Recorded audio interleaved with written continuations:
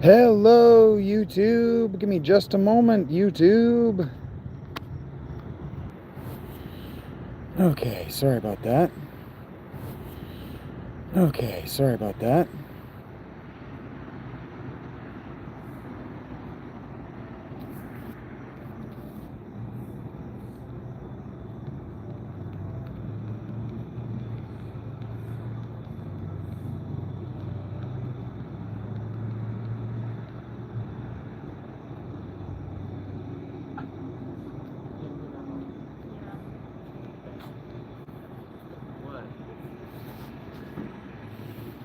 Hey, Greenie, Justin, KJ, what's up, guys? I'm not actually ready to do the thing that I said I was going to do. I figured what I would do is what I've been doing, about 20 minutes, since I just can't show up at the top of the hour. I have to be late. I have to be late because of the PDA. I avoid the demand to be there at the top or the half of the hour. So I'm there, just late. So let me get set up because I decided what I was going to do and then I did it. Hi, Rach. Hello, Rachel. Happy Thursday to you as well. It's great to see you guys.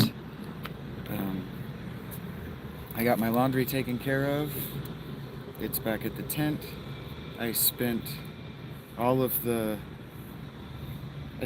laptop fund that I have earned, and thank God it wasn't actually donations. It was just, well, it was my Patreon money. And I spent all of that on stuff for the business. So I think I told you I bought an SD card. I'm going to do more PDA, personal digital assistant, no pathological demand avoidance. I bought an SD card and an adapter and a wireless mouse last night. And then tonight I bought boards to stabilize the anchors for macrame projects so I can actually tie knots so that I can do something other than sit here with my thumb up my ass. So I can open the fountain and I can start to weed out the blue tags who don't actually want moderator privileges, because still the blue wrench is still very much about acknowledging my regulars. Unfortunately, the blue wrench is the same color in your name as the blue star. And I didn't know that. I didn't know that was going to happen. And the blue wrench was about amusing myself through the fucking nightmare of getting to 1,000 subs. And so I amused myself by elevating maybe 50 people that I shouldn't have. So I'm going to have to go back through and I'm going to have to weed those people out because they were never going to be buyers. I just wanted to acknowledge that they come around a lot. And that's what the wrench is supposed to be for. The star is supposed to acknowledge the buyers. You wear the little pin on your shirt that says I'm a buyer. But whether you're a buyer or whether you're a regular or whether you're WDragon2134, hello for the first time, I still want to make your acquaintance. I do still want to get to know you. I do still want to observe you. I just don't always want to do it in the chat, especially if I have something important I'm trying to talk about. So what's going to happen is, now that I can do prepared videos, if there's something on my heart that I need to talk about, I'm going to go back to talking about it to no audience. And then I'll just post it. And you can watch it or you cannot watch it. And then I'll sit here with my thumb up my ass while the premiere is going on, and you can watch it or not watch it, whichever one works for you. I really don't like sitting around doing nothing. The yawning and the shaking and the insulting people are deep anxiety, generalized anxiety, and I don't like it. And I don't want to do it as an example for young people or for any of you. Because none of you should be doing things that are self-harm because you're bored either. So when I get bored and I get anxious, I like to read. And I like to read things that mean something. KJ, your work means something. But I like to write something that has survived the test of time. I read about 15 minutes of The Collector today, so I'm not dismissing your work. It was the first thing I wanted to do when I wanted to read, but the anxiety was too much for fiction.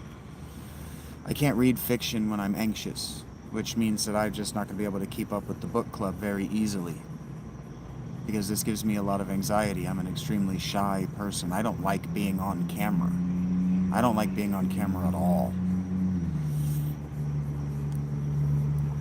But I tell all of you every day, almost, that the cure for depression and the cure for why your life is where your life is because you're not picking something that you're not good at and getting better at it. Every day. And so long as I'm just sitting around with my thumb up my ass, neither am I. And I've already demonstrated that I can generate 13,000 views in an 8-hour day if I feel like it, and that's just not an accomplishment to me. It's an accomplishment to you guys because you haven't done it yet. Or for those of you who have, it's an accomplishment to you because you want to continue doing it. It's not an accomplishment to me.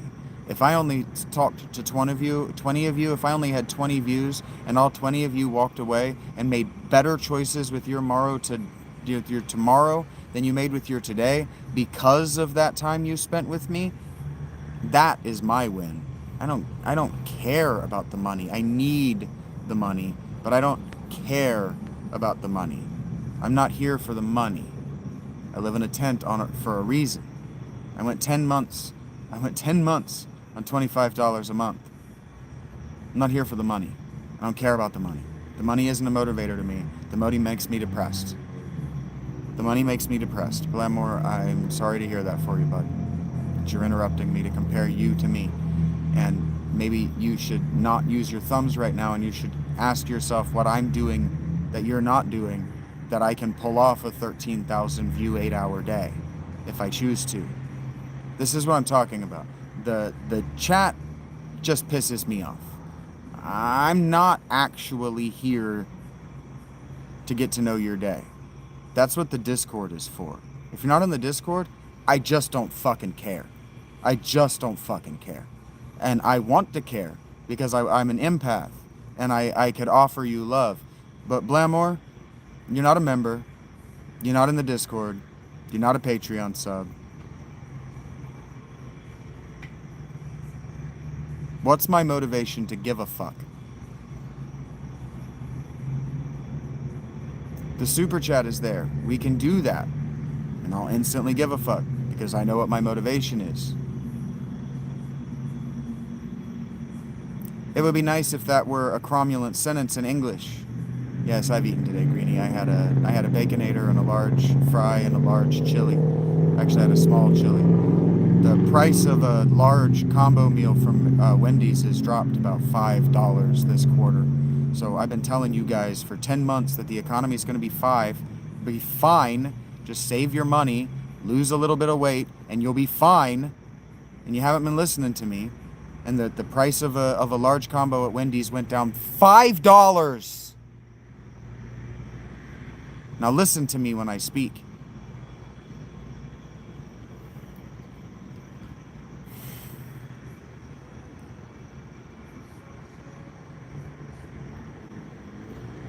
Because I actually know what I'm talking about when I talk. No, the point is less about whether you would eat it. The point is...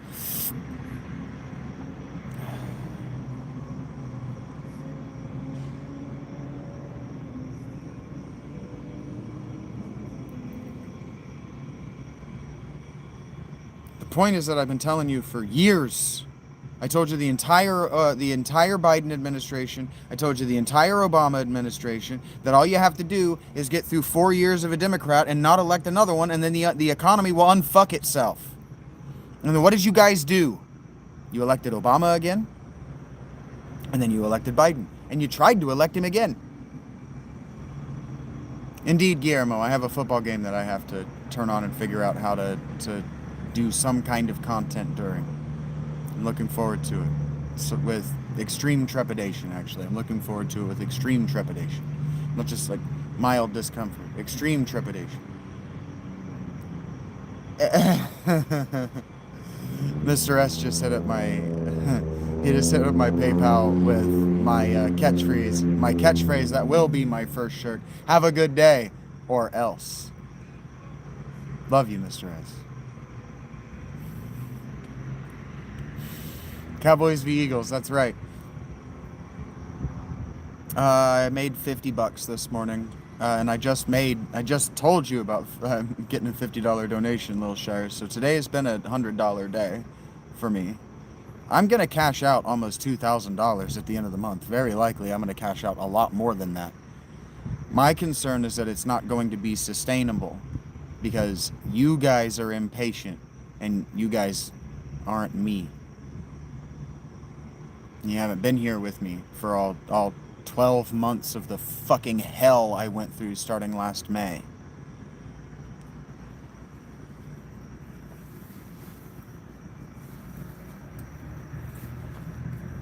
I forgot most of it, but two of you, I love you dearly, have been reminding me of some of the things I said and did and went through. And yeah, it was a lot harder than I remember. I forgot that I couldn't eat on the weekends unless I was able to salvage bread that I was able to find at Christ's table during the week.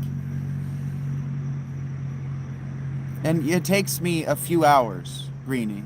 It takes me a few hours. Well, I'm not you.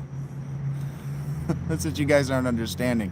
It just takes me a few minutes to bounce back and then a few hours to figure out how to, let's do that again without that happening again. What up, Jeremiah? And so I have been told on good authority that what you guys want is for me to greet you. You want to tell me that you're well. You want to tell me what's going on with your day. And then you want me to do something that you can listen to. So what that means is that I have to prioritize the Discord because I can communicate to them that I'm going live, and the Patreon because I can communicate to them that I'm going live. And like KJ has been telling me for weeks, the YouTube does not always communicate to you guys that I'm going live. So if I'm going to impulse go live, I can say, hey, I'm live through the Patreon email list. And then I can say, hey, I'm live on the main chat in the Discord. And then you can come in here and we can get acquainted for 15, 20, 30 minutes. I can do my reading or my whatever important thing I have to do. You guys can keep each other amused if what you're going to do is be bored. I can disassociate from the chat for that hour or 2 hours or however long whatever I need to do, what I am compelled to do takes me, and then I can cool down and re-engage with the community, and then I can be alone for a little while. Because I need that alone time. I haven't been giving myself that alone time, and I'm starting to lash out. Yeah, well, Guillermo, I just told you where I'm going to be letting you guys, I'm going to be spamming you with emails.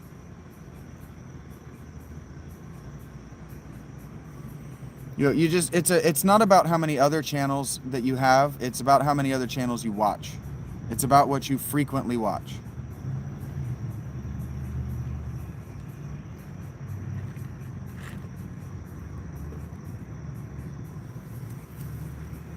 If you tune into me every once in a while, but you're frequently watching other channels,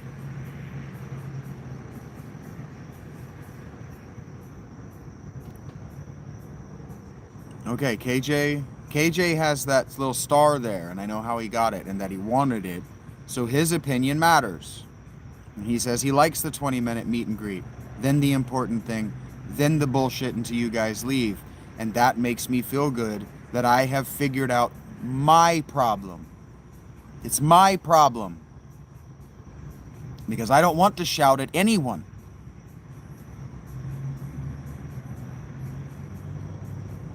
Maybe, Greenie. I've had Neebs. I'm a member of Neebs Gaming and I don't get notifications for their work. Okay. Vito is also a star, a member. I figured I sit down and I think about this stuff when I'm not with you guys. I think intensely about this stuff. I meditate until I figure it out. Understand, Greenie? Okay, Rachel's in. What's up, Vito? How are you doing, buddy? Okay. Okay. Because if I feel stymied, I start to throw temper tantrums. It's the intermittent explosive disorder and the bipolar 2 and the pathological demand avoidance. I have this trifecta of brain neurological setups that cause me to fly into rages that mean absolutely nothing to me, but really hurt my friends' feelings. Okay, well, I said that 5 is a group. So if I've got consensus from the 5 of you that are here now, then that's what we'll do. We'll just keep doing that format. It's worked for the last 3. If it's worked for the last 3, then it will continue to work.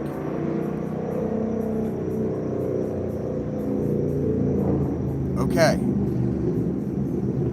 Okay. So it's not like, for you guys, this isn't like going to the movie theater.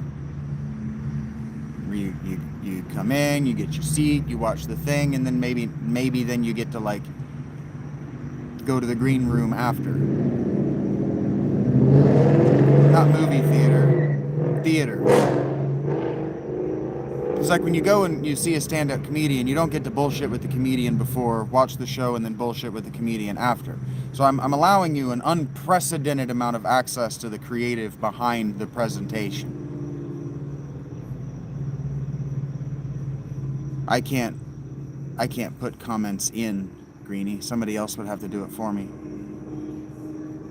Yeah, I can't do that stuff, guys. I can't engage with the chat. Okay, Jeremiah. Okay.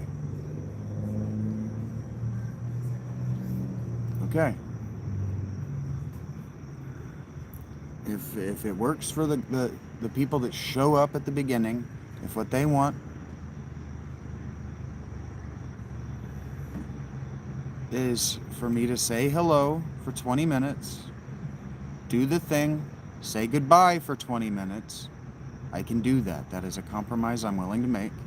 Doesn't make me angry. Hey, what's up, Rob? You didn't repeat anything unnecessary, Jeremiah. I understand. I am a slow learner.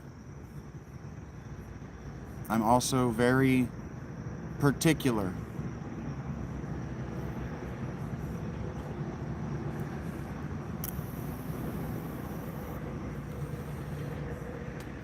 But like I said, I'm going to be able to cash out before I even turn on ad rev. I'm going to cash out about $1,000 or more at this rate. I already have $200 and it's been 2 fucking days. 3 days. Whatever it's been. It's the same dualicious, Jeremiah. I'm a slow smoker. I've also got this Dragon Blue Raz.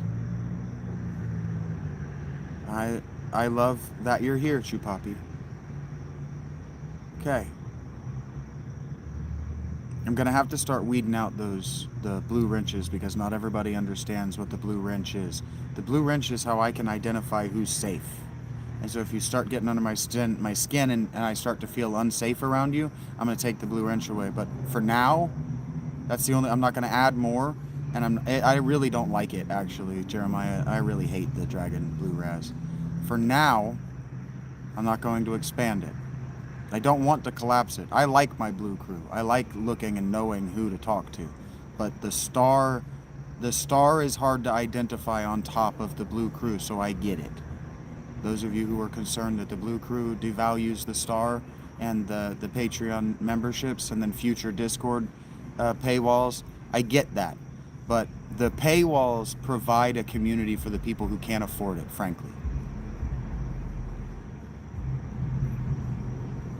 It's not weed, it's tobacco. I'm doing great, John. How are you doing? I didn't see you. All right, you got 15 seconds.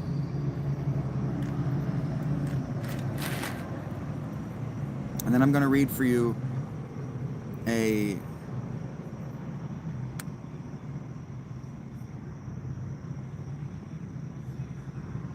very old story. Get off of me.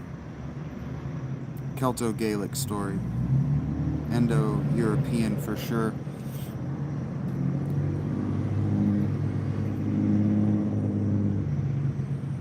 I also want me to get bigger every day, Vito, which means that I got to stop hemorrhaging subs from people who are pissed off at me that the show isn't what it was before memberships. Thank you for your membership.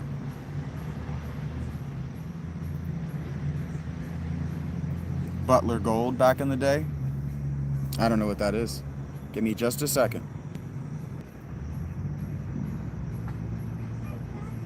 You're crazy, Rob. Thank you for all your contributions. They allow me to plan for and develop the channel into the future. They really do.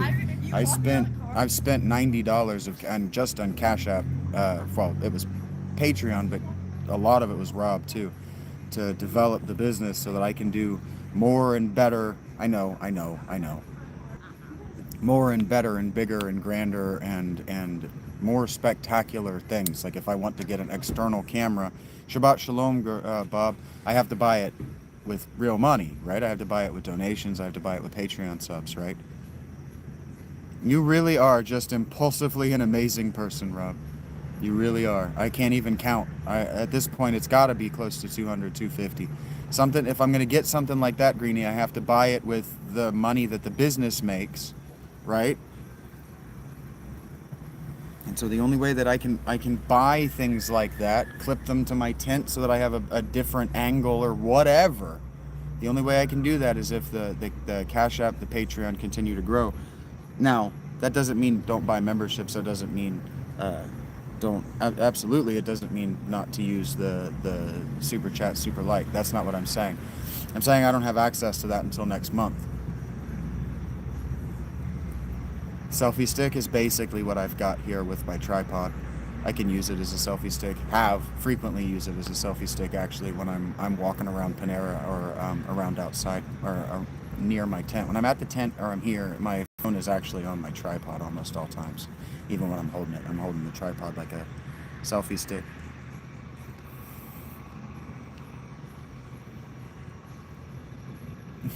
You're not a dumbass, Greenie. You were asking a question. And that's one of the things that I learned today is that you guys aren't me. You're not like me. I know what I don't know pretty rapidly. I'm a needle in a fucked up haystack. That's absolutely right, Rob, and I appreciate that. What up, Kenny? Share to spread the word. Please do. Okay, and now, hello, Natalie. Now I'm going to read.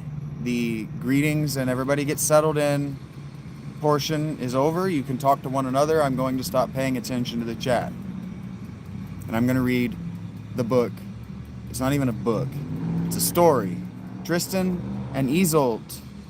And real quickly, I just want to double check the name of the translator here. Joseph Bédier. He's French. And he used the best French versions available to him. This is also a Brythonic story. There are Brythonic language versions of this. Brythonic and Brittany, Northern French, they used to speak the same language. Brythonic is the southern Britons on the British Islands. Their language today is called Welsh. The Gaelo-Welsh and Gaelo-Irish used to speak the same language as the people in modern-day France. They used to speak a language that we now call Gaelic, but it was a Celtic dialect. Okay? Gaelic, yeah. So the Iro-Gaelic and the Welsh Gaelic, the only difference between them is one letter, actually. French, Old French, at its deepest pre-Latin roots before it romanticized, was a Celto-Gaelic tongue, because that landmass, Southern Ireland, Southern UK, and the north of France, was once a maritime trading empire that traded with Rome before Rome was Rome. And this story is one of their romances. This is one of their love stories. Part the first. They traded mostly tin and seashells and precious stones. The things that are in southern England and northern France. Fish bones. Scrimshaw, stuff like that. Part the first. The childhood of Tristan. My lords, if you would hear a high tale of love and death, here is that of Tristan and Queen Iseult. How to their full joy, but to their sorrow also, they loved each other, and how at last they died of that love together upon one day, she by him and he by her. Long ago, when Mark was king over Cornwall, Rivalen, king of Lyonesse, and Cornwall was itself a sub-kingdom of the Brythonic peoples, and the Cornish, as they're called, the people in Cornwall in the UK today are actually fighting the British crown to be recognized as an independent nation state. Again, the independent nation state of Cornwall. Cornwall did have a king named Mark, and you know who he was a rival to? Uther Pendragon. Long ago, when Mark was king over Cornwall, Riven, king of Lyonesse, that's in France, heard that Mark's enemies waged war on him. So he crossed the sea, that is the English Channel, to bring him aid. And so faithfully did he serve him with counsel and sword that Mark gave him his sister Blanchefleur, whom King Rivalen, that is White Flower is what her name means. Pendragon, Uther Pendragon, King Arthur's father, Greenie. His sister Blanchefleur, whom King Rivalen loved most marvelously. He wedded her in Tintagel Minster. Tintagel is where Arthur was married. Tintagel Minster. But hardly was she wed when the news came to him that his old enemy, Duke Morgan, had fallen on Lyonesse and was wasting the town and field. Then Rivalen manned his ships in haste and took Blanchefleur with him to his far land. But when she was a child, he landed below, that means before they had done the deed. He landed below his castle at Canwell and gave the queen and ward to his marshal Rohalt, and after that set off to wage his war. Blanchefleur waited for him continually, but he did not come home, till she learnt upon a day that Duke Morgan had killed him in foul ambush. She did not weep. She made no cry or lamentation, but her limbs failed her and grew weak, and her soul was filled with a strong desire to be rid of the flesh. And though Rohalt tried to soothe her, she would not hear. 3 days she awaited reunion with her lord, and on the 4th she brought forth a son. And taking him in her arms, she said, Little one, or little son, I have longed a while to see you, and now I see you, the fairest thing ever a woman bore. In sadness came I hither, in sadness did I bring forth, and in sadness has your first feast day gone. And as by sadness you came into the world, your name shall be called Tristan, that is, the child of sadness. My Spanish-speaking audience might know the word triste. His name is Tristan. His name is Sadness. After she had said these words, she kissed him, and immediately when she had kissed him, she died. Rohalt, the keeper of faith, took the child, but already Duke Morgan's men besieged the castle of Canwell all round about. There is a wise saying, foolhardy was never hardy, and he was compelled to yield to Duke Morgan at his mercy. But for fear that Morgan might slay Rivalen's heir, the marshal hid him among his own sons. When he says here, when the poet says that the Castellan was compelled to yield to Duke Morgan at his mercy. That means at Morgan's mercy. That means that everybody in this town and castle, their lives are forfeit to Morgan. If he chooses to kill them, that is his right as a spoil of war. When 7 years were passed and the time had come to take the child from the women, Rohalt put Tristan under a good master, the squire Gorvenal, and Gorvenal taught him in a few years the arts that go with barony. And did you hear that? 7 years. You were only with your mother for 7 years, and then you were adopted. You were fostered out to somebody to learn a job in this life. And he was learning the skills of barony. He taught him the use of lance and sword and scutcheon and bow. Scutcheon is a kind of shield. And how to cast stone quaws and to leap wide dikes also. And he taught him to hate every lie and felony and to keep his given word. And he taught him the various kinds of song and harp playing and the hunter's craft. And when the child rode among the young squires, you would have said that he and his horse and his armor were all one thing. To see him so noble and so proud, broad in the shoulders, loyal, strong, and right, all men glorified Rohalt in such a son.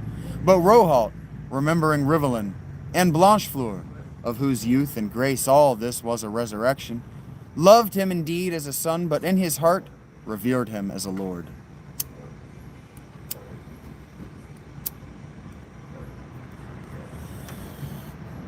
The difference here, the love of a son and the reverence due a lord, is really important, because the reverence, you were due fear.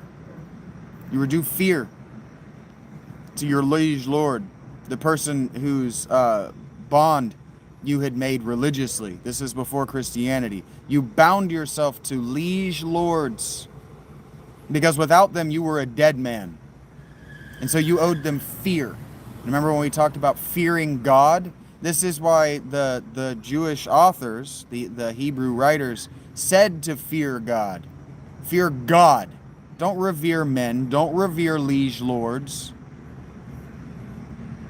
Now all of Tristan's joy was snatched away from him on a day when certain merchants of Norway, merchants here meaning Vikings, having lured Tristan to their ship, bore him off as a rich prize, though Tristan fought hard as a young wolf struggles caught in a gin. But it's a truth well proved, and every sailor knows it, that the evil sea will hardly bear a felon ship, and gives no aid to rapine. The sea rose and cast a dark storm around the ship, and drove it 8 days and 8 nights at random, till the mariners caught through the mist a coast of awful cliffs and seaward rocks, whereon the sea would have ground their hull to pieces. Then did they penance, knowing that the anger of the sea came of the lad, whom they had stolen in an evil hour, and they vowed his deliverance and got ready a boat to put him, if it might be, ashore. Then the wind and sea fell and the sky shone, and as the Norway ship grew small in the offing, a quiet tide cast Tristan and the boat upon a beach of sand.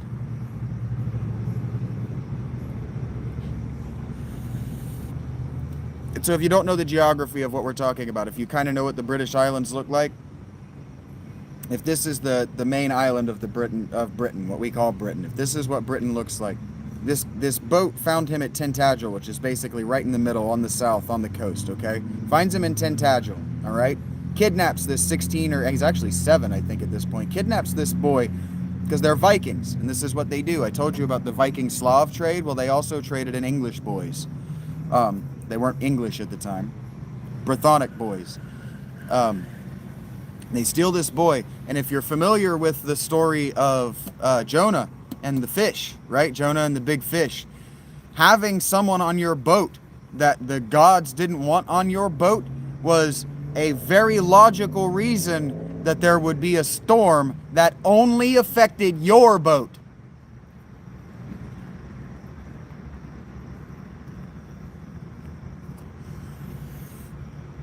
And so they're trying to get back to Norway. All right? So they're going to follow the coast up here, and then they're just going to cut straight east, because it's easier to make straight lines in the water when you're watching the sky. So they're going up the coast, and they come upon a rocky, craggy part up near Scotland.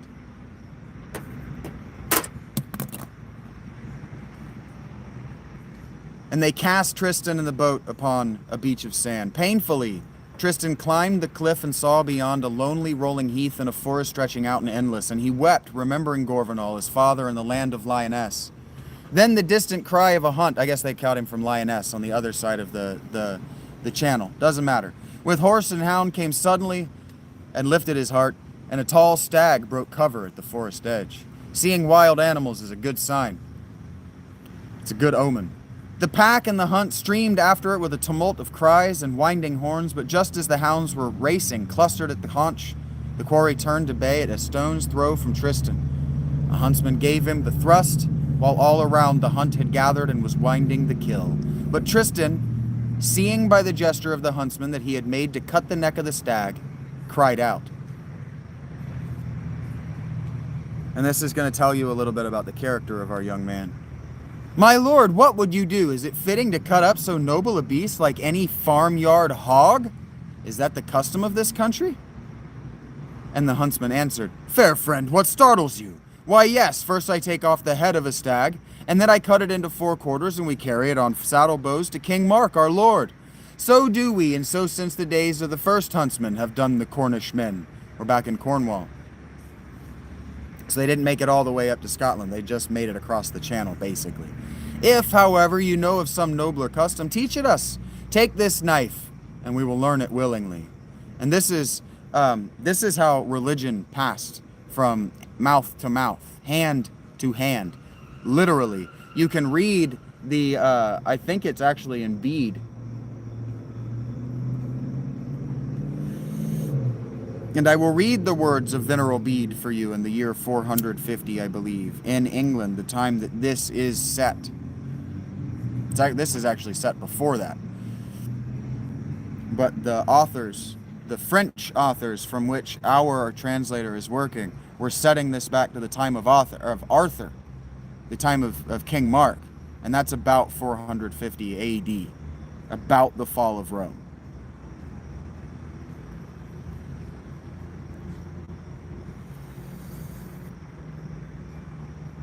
But we could read Bede together, and we could talk about how information was transmitted. Somebody asked me the other day why the Vikings became Christian, and the reason is because they kept hearing about the good things that Christians knew about keeping their land alive, keeping the animals in their land alive, how to hunt, how to fish, how to take baths, these things.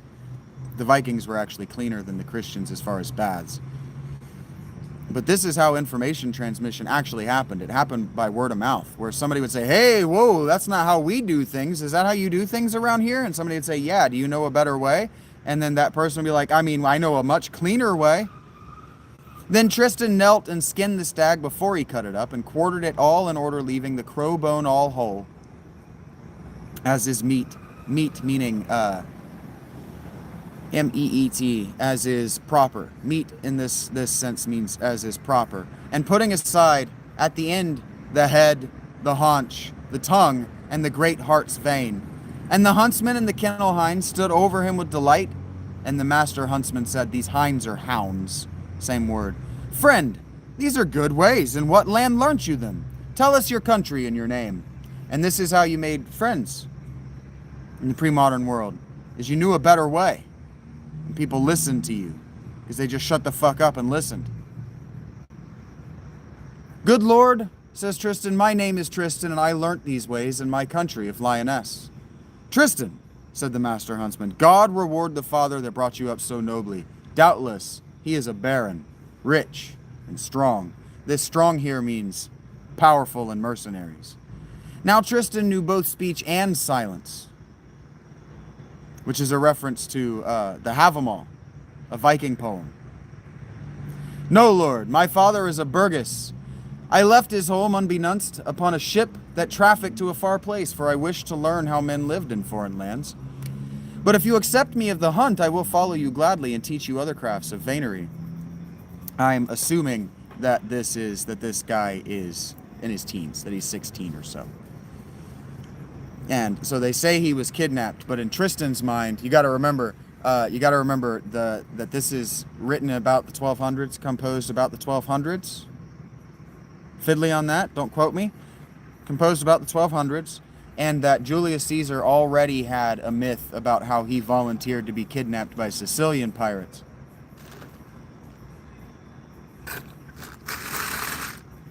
So Tristan has to do all the cool shit that Julius Caesar did, because Julius Caesar is a great villain to these people, but his successor, not direct successor, but his successor to the imperial throne, Claudius Caesar, is a god to these people. Fair Tristan, says the huntsman, I marvel there should be a land where a burgess's son can know what a knight's son knows. Not elsewhere, but come with us since you will it, and welcome. We will bring you to King Mark, our lord. Now this is political stuff that I don't actually know the divisions between a burgess and a knight. But a burgess, I'm guessing that a burgess is somebody who is in charge of the burg, right? And that I know that knights at this time in 450, a knigget was just somebody trained to do war. That's all they were. They were trained to warfare. So I guess burgesses were more like, what are those fucking people called? Clerks. He was probably supposed to be more like a clerk or a politician in his responsibilities, but he also knows war like a knight. So Tristan is a special and different kind of person. What the hell? Okay, they start over. Tristan completed his task. To the dogs he gave the heart, the head, offal, and ears, and he taught the hunt how the skinning and the ordering should be done. Then he thrust the pieces upon pikes. Pikes are very long spears.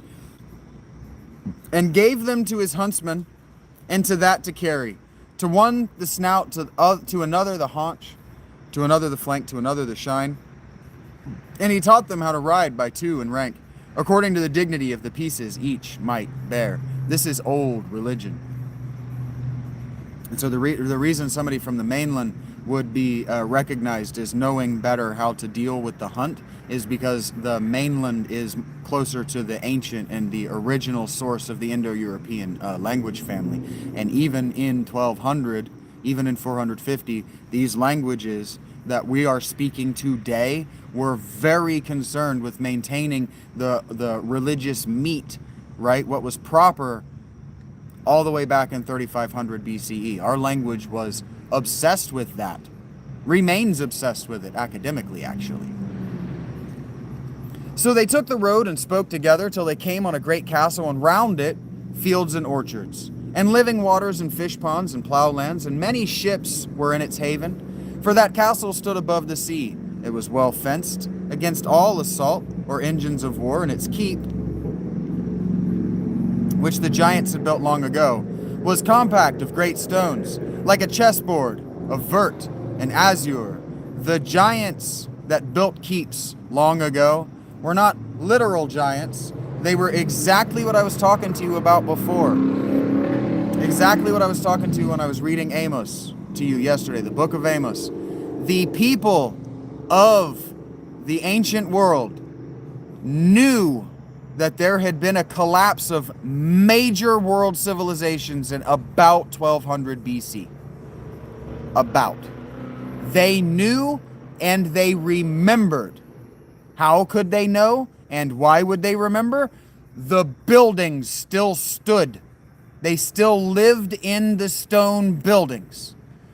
So in 1200, when a poet, a storyteller, is talking about giants who built stone buildings that everybody remembers, he's talking about the Romans.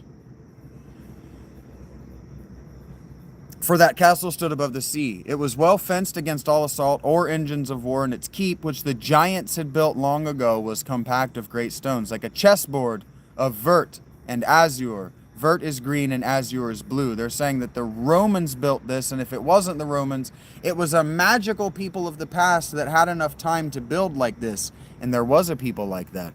They have what are called Bronze Age hill forts. And we're still excavating them. And when Tristan asked its name, "Good liege," they said, "we call it Tintagel." And Tristan cried, "Tintagel? Blessed be thou of God, and blessed be they that dwell within thee. Therein, my lords, therein had Rivellin taken Blanchefleur to wife, though her son knew it not." When they came before the keep, the horns brought the barons to the gates and King Mark himself. And when the master huntsman had told him all the story, and King Mark had marveled at the good order of the cavalcade and the cutting of the stag and the high art of venery and all, yet most he wondered at the strange boy, and still gazed at him, troubled, and wondering whence came his tenderness, and his heart would answer him nothing. But, my lords, it was blood that spoke, and the love he had long since borne, his sister Blanchefleur.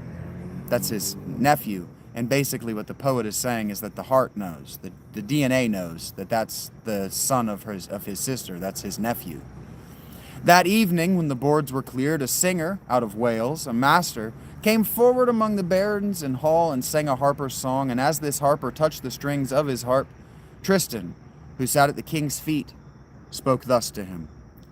O master, that is the first of songs. The Bretons of old wove it once to chant the loves of Graelant, and the melody is rare, and rare are the words.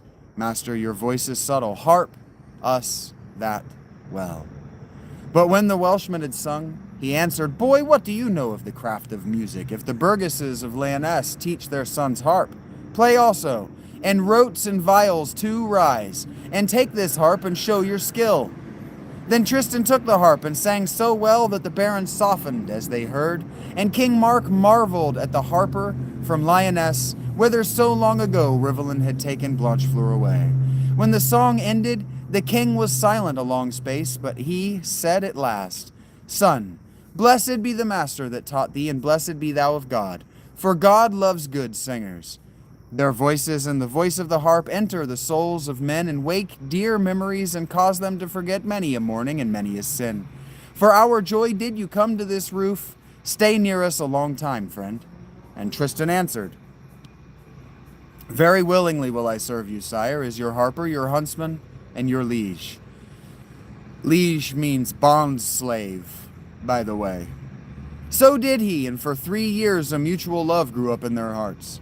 By day, Tristan followed King Mark at please, and in the saddle. By night, he slept in the royal room with the counselors and the peers, and if the king was sad, he would harp to him to soothe his care. Do you know somebody else who was like this? King David did this for the guy before that. There were lots of Jewish guys who did this. The barons also cherished him, and, as you shall learn, Dinas of Lidan, the seneschal beyond all others. And more tenderly than the barons and than Dinas, the king loved him. But Tristan could not forget, or Rohald his father, or his master Gorvenal, or the land of Lyonesse. My lords, a teller that would please should not stretch his tale too long, and truly this tale is so various and so high that it needs no straining. Then let me shortly tell how Rohald himself, after long wandering by sea and land, came into Cornwall, and found Tristan, and showing the king the carbuncle that once was Blanchefleur's, said, King Mark, here is your nephew Tristan, son of your brother Blanchefleur and of King Rivalen. Duke Morgan holds his land most wrongfully. It is time such land came back to its lord. Ironic, because the Book of Ruth was about this exact conflict. And Tristan, in a word, when his uncle had armed him knight, crossed the sea, and was hailed of his father's vassals, and armed him knight means supplied him with weapons and armor and a horse to go a knighting. I'm looking for somebody to fight, to prove that I'm a man, like a knight. Anyway, crossed the sea and was hailed of his father's vassals, and killed Rivalen's slayer, and was re-seized of his land. Then, remembering how King Mark could no longer live in joy without him, he summoned his council and his barons and said thus, Lords of the Lyonesse, I have retaken this place, and I have avenged King Rivalen by the help of God and of you. But 2 men, Rohalt and King Mark of Cornwall, nourished me, an orphan and a wandering boy. So should I call them also fathers. Now a free man has 2 things thoroughly his own, his body and his land. To Rohalt then, here, I will release my land. Do you hold it, father, and your sons shall hold it after you. But my body I give up to King Mark. I will leave this country, dear though it be, and in Cornwall I will serve King Mark as my lord. Such is my judgment. But you, my lords of Lyonesse, are my lieges, and owe me counsel. That means that they're his bond slaves. If then some one of you will counsel me another thing, let him rise and speak. Remember, Gilgamesh did the same thing. He said, "Elders, stand up, argue with me." But all the barons praised him, though they wept. And taking with him Gorvenal only, Tristan set sail for King Mark's land.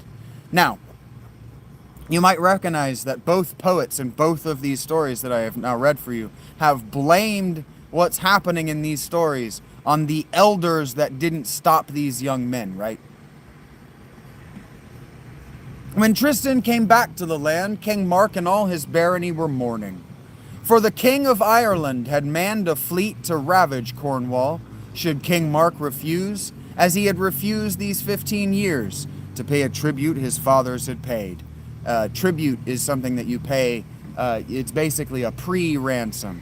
They threaten war, and you say, "No, please don't." And they say, "Give us tribute," and we won't. That's how tribute works. Now that year, this king had sent to Tintagel to carry his summons a giant knight, the Morholt, whose sister he had wed, and whom no man had yet been able to overcome. So King Mark had summoned all the barons of his land to council by letters sealed. On the day assigned, when the barons were gathered in hall, and when the king had taken his throne, the Morholt said these things: "King Mark, hear for the last time the summons of the King of Ireland, my lord.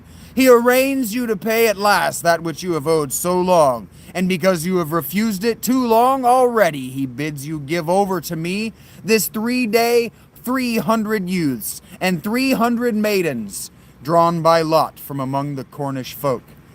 So again, there's this story about Athenian youths and maidens who were sent to a Mycenaean, Minoan king, in fact, named Minos. But they only had to send 10 males and 10 females. Well, this is an order of magnitude times 3 more than 10. 300 is times 3 and an order of magnitude. So times 30. It's another way to say that. "I will take up this wager. Which among you, my Cornish lords, will fight to redeem his land?" Redeem again. Redeemers, redeem your land. So once again, whatever the fuck Christians are talking about when they talk about redemption can't make any sense. The barons glanced at each other, but all were silent. Then Tristan knelt at the feet of King Mark and said, "Lord King, by your leave, I will do battle." And in vain would King Mark have turned him away from his purpose, thinking, how could even valor save so young a knight? But he threw down his gage to the Morholt, that is his gauntlet, and the Morholt took up the gage. On the appointed day, he had himself clad for a great feat of arms in a hauberk and in a steel helm. A hauberk is it's a particular kind of jacket. And he entered a boat and drew to the islet of St. Samson's, where the knights were to fight each other, to fight each to each alone. Now the Morholt had hoisted up his mast a sail of rich purple, and coming fast to land, he moored his boat on the shore. But Tristan pushed off his own boat adrift with his feet and said, "One of us only will go hence alive. One boat will serve." And each rousing the other to the fray, they passed into the isle. No man saw this sharp combat, but thrice the salt sea breeze had wafted, or seemed to waft, a cry of fury to the land, when at last, towards the hour of noon, the purple sails showed far off. The Irish boat appeared from the island shore, and there rose a clamor of, "The Morholt! The Morholt! The Morholt!" When suddenly, as the boat grew larger on the sight and topped a wave, they saw that Tristan stood on the prow, holding a sword in his hand. He leapt ashore, and as the mothers kissed the steel upon his feet, he cried to the Morholt's men, "My lords of Ireland, the Morholt fought well. See here, my sword is broken, and a splinter of it stands fast in his head. Take you that steel, my lords. It is the tribute of Cornwall." Then he went up to Tintagel, and as he went, the people he had freed waved green boughs, and rich cloths were hung at the windows.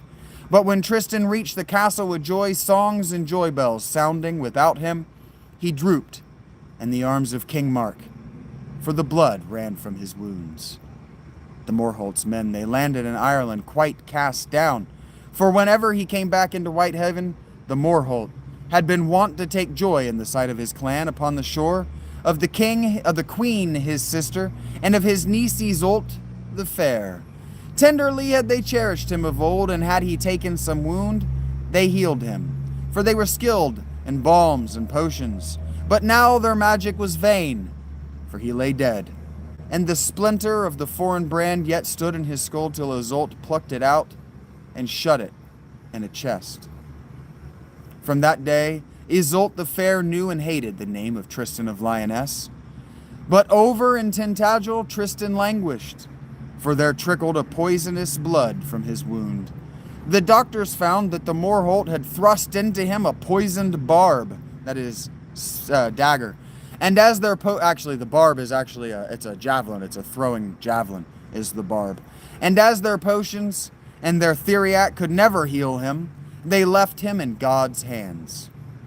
Even in the 1200s, when this was put to pen, women had better healing magic. That's why they were destroyed in the 1700s.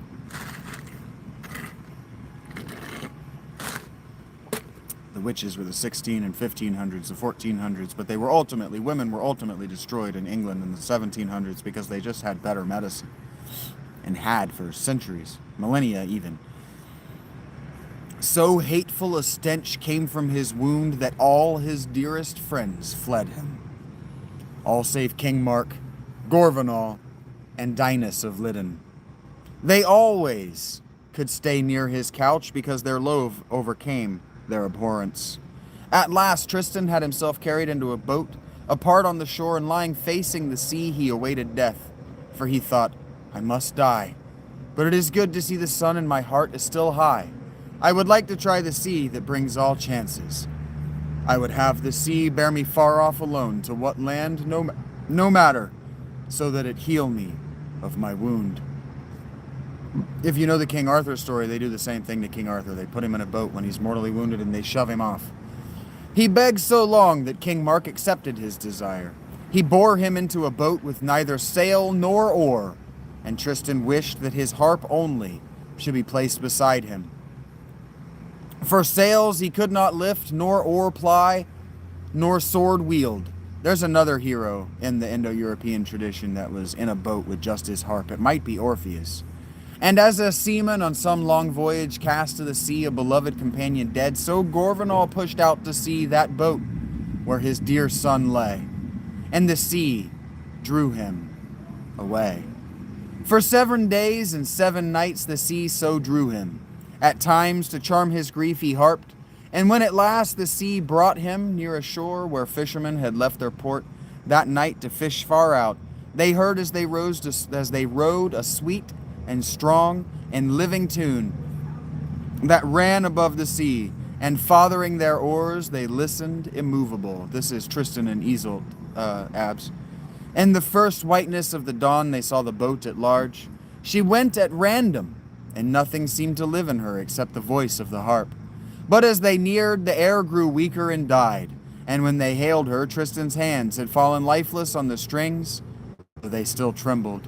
The fishermen took him in and bore him back to port, to their lady, who was merciful, and perhaps would heal him. It was that same port of Whitehaven where the Morholt lay, and their lady was Iseult the fair. She alone, being skilled in philters, could save Tristan, but she alone wished him dead. When Tristan knew himself again, for her heart did restore him, he knew himself to be in the land of peril. But he was yet strong to hold his own, and found good crafty words. He told a tale of how he was a seer that had taken passage on a merchant ship and sailed to Spain to learn the art of reading all the stars, of how pirates had boarded the ship, and of how, though wounded, he had fled into his boat. Into that boat he was believed, nor did any of the Morholt's men know his face again, for hardly had the poison used it, hardly meaning roughly.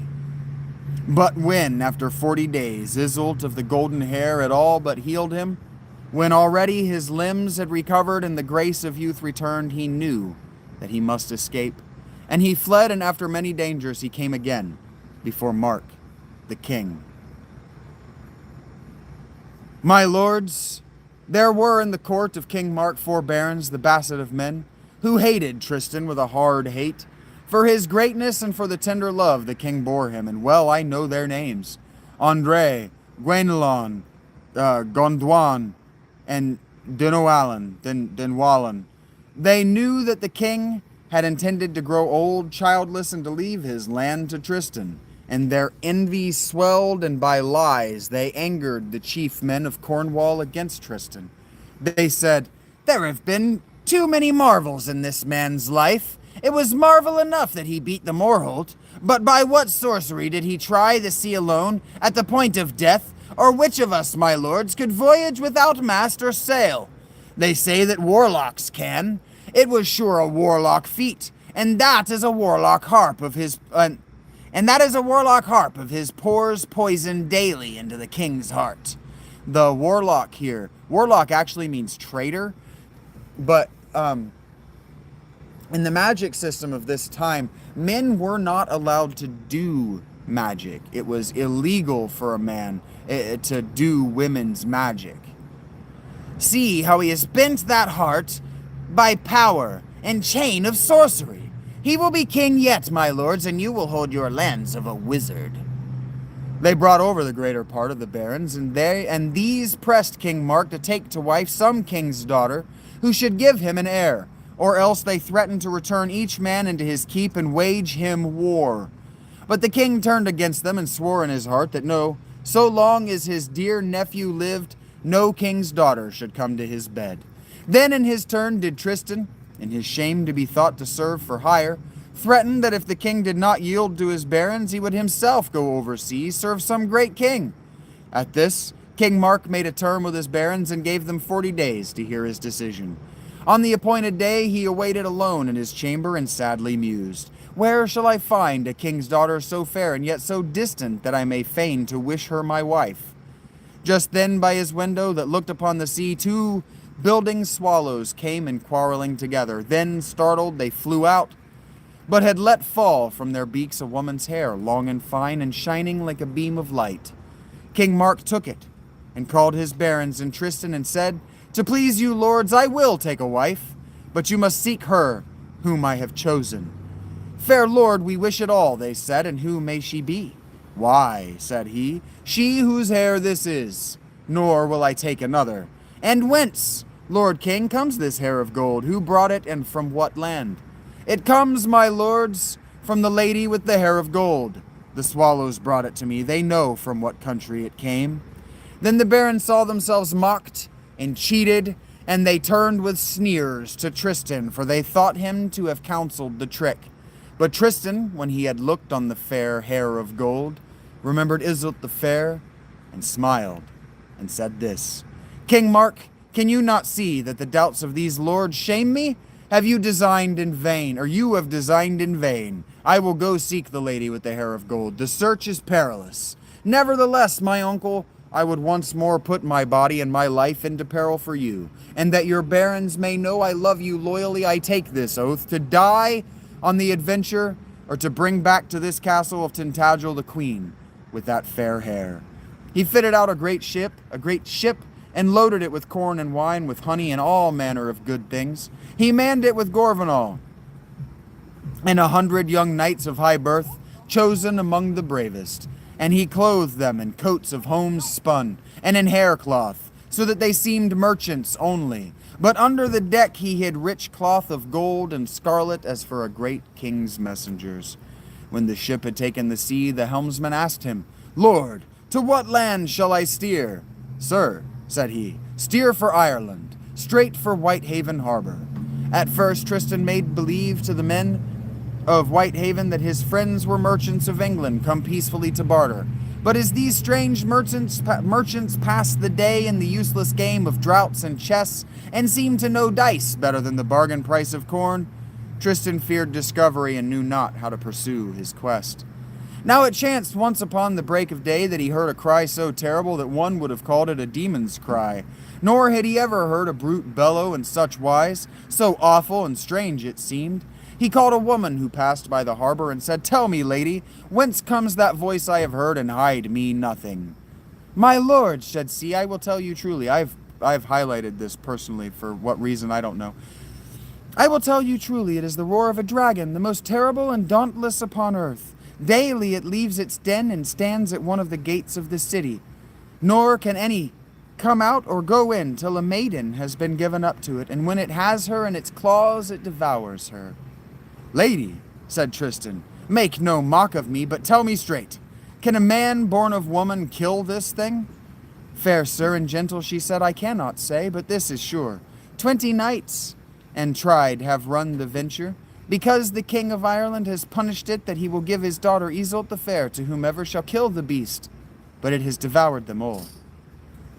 Tristan left the woman, and returning to his ship, armed himself in secret, and it was fine sight to see so noble a charger and so good a knight come out from such a merchant hall. But the haven was empty of folk, for the dawn had barely broken, and none saw him as he rode to the gate, and hardly had he passed it when he met suddenly 5 men at full gallop flying towards the town. Tristan seized one by his hair as he passed, and dragged him over his mount's crupper, and held him fast. I actually know why I highlighted that. If you would like to know, anyone who was in the Final Fantasy V stream last night heard me talk about Lamia a little bit. That section that I highlighted, that section is a reference, it's a literary reference from the Middle Ages to Antoninus Liberalis. The grabbing by the hair and the dragon. Those are references to Antoninus Liberalis, which I've read for the Patreon. I don't have access to it anymore. It's expensive. It's very old. "Lady," said Tristan, "make no mock of me, but tell me straight." Oh, sorry, I went too far back. Seized him by the hair as he passed, dragged him over his mountain, blah, blah, blah. "God save you, my lord," said he, "and whence does the dragon come?" And when the other had showed him by what road, he let him go. As the monster neared, he showed the head of a bear, and red eyes like coals of fire, and hairy tufted ears, lion's claws, a serpent's tail, and a griffin's body. Tristan charged his horse at him so strongly that, though the beast's mane stood with fright, yet he drove at the dragon. His lance struck its scales and shivered. Then Tristan drew his sword and struck at the dragon's head, but he did not so much as cut the hide. The beast felt the blow with its claws. He dragged at the shield and broke it from the arm, then his breast unshielded. Tristan used the sword again and struck so strongly that the air rang all round about. But in vain, for he could not wound, and meanwhile the dragon vomited from his nostrils 2 streams of loathsome flames, and Tristan's helm blackened like a cinder, and his horse stumbled and fell down and died. But Tristan, standing on his feet, thrust his sword right into the beast's jaws and split its heart in 2. Then he cut out the tongue and put it into his hose. But as the poison came against his flesh, the hero fainted and fell in the high grass that bordered the marsh around. Now the man he had stopped in flight was the Seneschal of Ireland, and he desired Iseult the fair. And though he was a coward, he had dared so far as to return with his companions secretly, and he found the dragon head. So he cut off its head and bore it to the king and claimed the great reward. The king could credit his prowess but hardly, yet wished justice done and summoned his vassals to court, so that there, before the barony assembled, the seneschal should furnish proof of his victory won. Hello for us. Thank you for the compliment, Damien. When Iseult the fair heard that she was to be given to this coward first, she laughed long, and then she wailed. But on the morrow, doubting some trick, she took with her Perinis, her squire, and Perinus, her squire, and Brangian, her maid, and all 3 rode unbeknownst toward the dragon's lair. And Iseult saw such a trail on the road as made her wonder, for the hoofs that made it had never been shod in her land. Then she came on the dragon, headless, and a dead horse beside him, nor was the horse harnessed in the fashion of Ireland. Some foreign man had slain the beast, but they knew not whether he still lived or no. They sought him long, Iseult and Perinus and Brangian together, Still at last Brangien saw that helm glittering in the marshy grass, and Tristan still breathed. Perinus put him on his horse and bore him secretly to the women's rooms. There Iseult told her mother the tale and left the hero with her. And as the queen unharnessed him, the dragon's tongue fell from his boot of steel. Then the Queen of Ireland revived him by the virtue of an herb and said, "Stranger, I know you for the true slayer of the dragon, but our seneschal, a felon, cut off its head and claims my daughter Iseult for his wage. Will you be ready 2 days hence to give him the lie in battle?" "Queen," said he, "the time is short, but you, I think, can cure me in 2 days. Upon the dragon I conquered Iseult, and on the seneschal, perhaps, I shall reconquer her." Then the queen brewed him strong brews, and on the morrow Iseult the fair got him ready a bath and anointed him with a balm her mother had conjured. And as he looked at her, he thought, "So I have found the queen of the hair of gold," and he smiled as he thought it. But Iseult, noting it, thought, "Why does he smile? Or what have I neglected of the things due to a guest? He smiles to think I have forgotten to burnish his armor." That is euphemism. Burnish his armor, polish his sword. Things I've forgotten to do for a guest. He thinks that she owes him sex. She went and drew the sword from its rich sheath, but when she saw the splinter gone and the gap in the edge, she thought of the Moorholt's head. She balanced a moment in doubt. Then she went to where she kept the steel she had found in the skull, and she put it to the sword, and it fitted so that the join was hardly seen. She ran to where Tristan lay wounded, and with the sword above him she cried, "You are that Tristan of the Lioness, who killed the Moorholt, my mother's brother, and now you shall die in return." Tristan strained to warn the blow, but he was too weak. His wit, however, stood firm in spite of evil, and he said, "So be it. Let me die. But to save yourself long memories, listen a while. King's daughter, my life is not only in your power, but is yours of right." That save yourself long memories means save yourself from trauma, save yourself from the post-traumatic stress of having murdered someone at all. "My life is yours, because you have twice returned it to me. Once, long ago, for I was the wounded harpist, whom you healed of the poison of the Moorholt shaft. Nor repent the healing. Were not these wounds had in fair fight? Did I kill the Moorholt by treason? Had he not defied me, and was I not held to the defense of my body? And now this second time also you have saved me. It was for you that I fought the beast. But let us leave these things. I would but show you how my life is your own. That if you kill me of right for the glory of it, you may ponder for long years, praising yourself that you killed a wounded guest who had wagered his life in your gaining." Iseult replied, "I hear strange words. Why should he that killed the Moorholt seek me, also his niece? Doubtless because the Moorholt came for a tribute of maidens from Cornwall, so you came to boast, returning that you had brought back the maiden who was nearest to him, to Cornwall, a slave." "King's daughter," said Tristan, "no. One day 2 swallows flew to Tangential and bore 1 hair out of all your hairs of gold, and I thought they brought me goodwill and peace. So I came to find you overseas. See here, amid the threads of gold upon my coat, your hair is sewn. The threads are tarnished, but your bright hair shines still." Iseult put down the sword, and taking up the coat of arms, she saw upon it the hair of gold, and was silent a long space, till she kissed him on the lips to prove peace, and she put rich garments over him. On the day of the Barons' assembly, Tristan sent Perinus privily to his ship to summon his companions, that they should come to court, adorned as befitted the envoys of a great king. One by one, the 100 knights passed into the hall where all the barons of Ireland stood. They entered in silence and sat all in rank together on their scarlet and purple. The gems gleamed.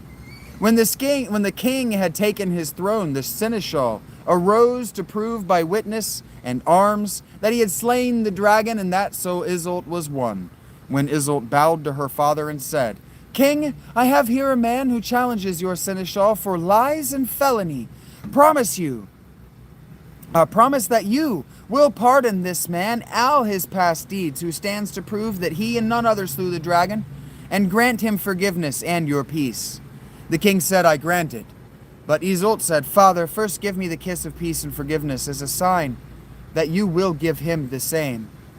Then she found Tristan and led him before the barony, and as he came, the 400 knights rose all together and crossed their arms upon their breasts and bowed. So the Irish knew that he was their lord. But among the Irish many knew him again, and cried, Tristan of Lyonesse, that slew the Morholt. They drew their swords and clamored for death. But Iseult cried, King, kiss this man upon the lips as your oath was. And the king kissed him, and the clamor fell. Then Tristan showed the dragon's tongue and offered the seneschal battle. But the seneschal looked at his face and dared not. Then Tristan said, My lords, you have said it, and it is truth. I killed the Morholt, but I crossed the sea to offer you a good blood fine. So ransom that deed and get me quit of it. I put my body in peril of death and rid you of the beast, and have so conquered Iseult the fair, and having conquered her, I will bear her away on my ship. But that these lands of Cornwall and Ireland may know no more of hatred, but love only, learn that King Mark, my lord, will marry her. Here stand 100 knights of high name, who all will swear with an oath upon the relics of the holy saints, that King Mark sends you by their embassy offer of peace, and of brotherhood, and of goodwill. And that he would by your courtesy hold Iseult all his honored wife, or as his honored wife, and that he would have all the men of Cornwall serve her as their queen. When the lords of Ireland heard this, they acclaimed it, and the king also was content. Then, since that treaty and alliance was to be made, the king, her father, took Iseult by the hand and asked of Tristan that he should take an oath, to wit, that he would lead her loyally to his lord, and Tristan took that oath, and swore it before the knights in the barony of Ireland assembled. Then the king put Iseult's right hand into Tristan's right hand, and Tristan held it. For a space and token of season for the king of Cornwall. For the love of King Mark did Tristan conquer the queen of the hair of gold.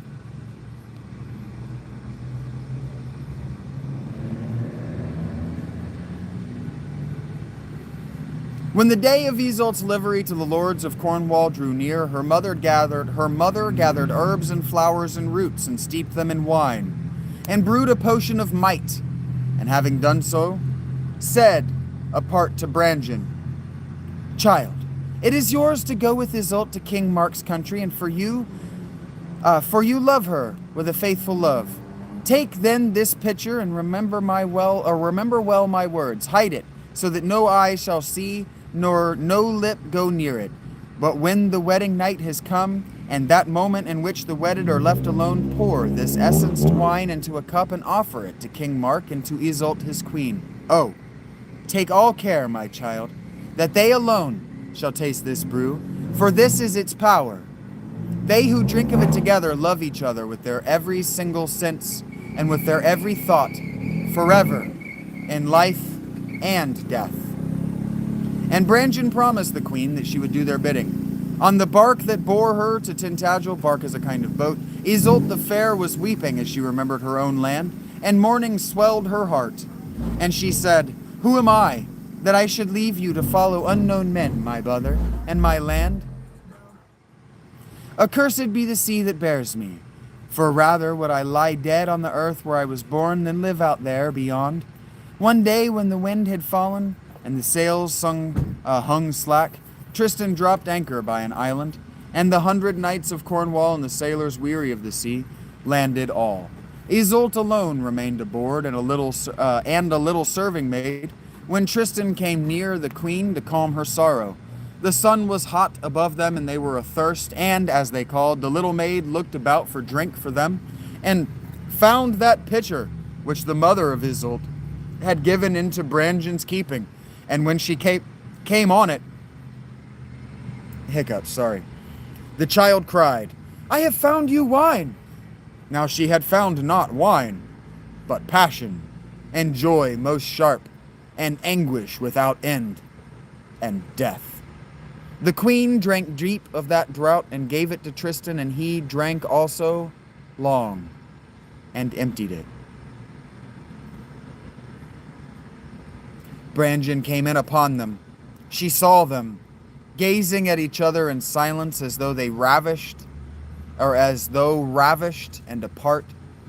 She saw before them the pitcher standing there. She snatched it up and cast it into the shuddering sea and cried aloud, "Cursed be the day I was born, and cursed the day that first I trod this deck. Iseult, my friend, and Tristan, you have drunk death together."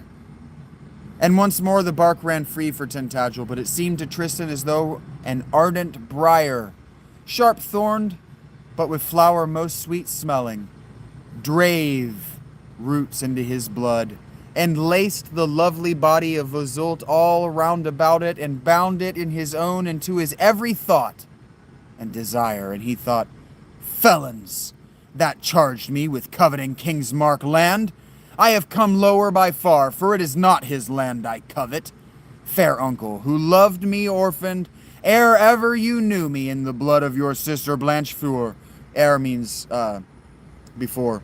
You that wept as you bore me to that boat alone, why did you not drive out the boy that was to betray you? Ah, what thought was that?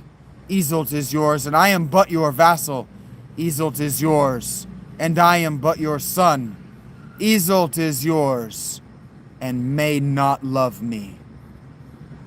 But Iseult did love him, though she would have hated. She could not hate, for a tenderness more sharp than hatred tore her. And Brangien watched them in anguish, suffering more cruelly, because she alone knew the depth of evil done. 2 days she watched them, seeing them refuse all food or comfort, and seeking each other as blind men seek, wretched apart, and together more wretched still, for then they trembled each for the first avowal. On the 3rd day, as Tristan neared the tent on deck where Iseult sat, she saw him coming, and she said to him very humbly, "Come in, my lord."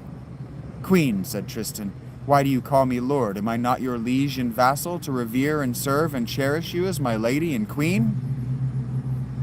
But Iseult answered, "No. You know that you are my lord and my master, and I am your slave. Ah, why did I not sharpen those wounds of the wounded singer, or let die that dragon slayer in the grasses of the marsh? But then I did not know what I now know, and what it is that you now know, Iseult." She laid her arm upon Tristan's shoulder. The light of her eyes was drowned, and her lips trembled. "The love of you," she said, whereat he put his lips to hers.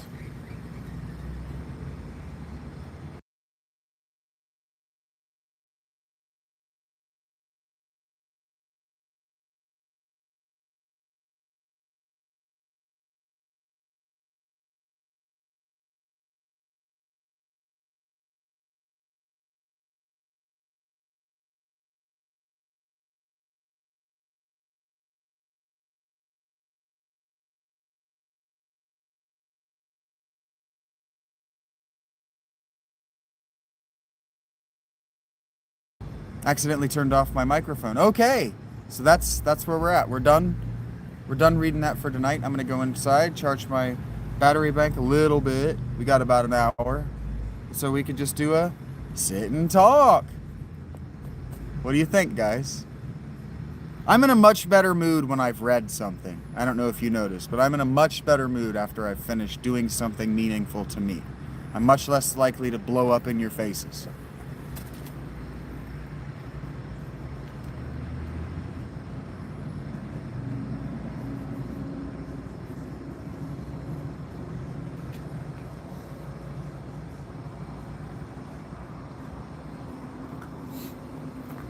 Because I feel like I have a responsibility to you guys, and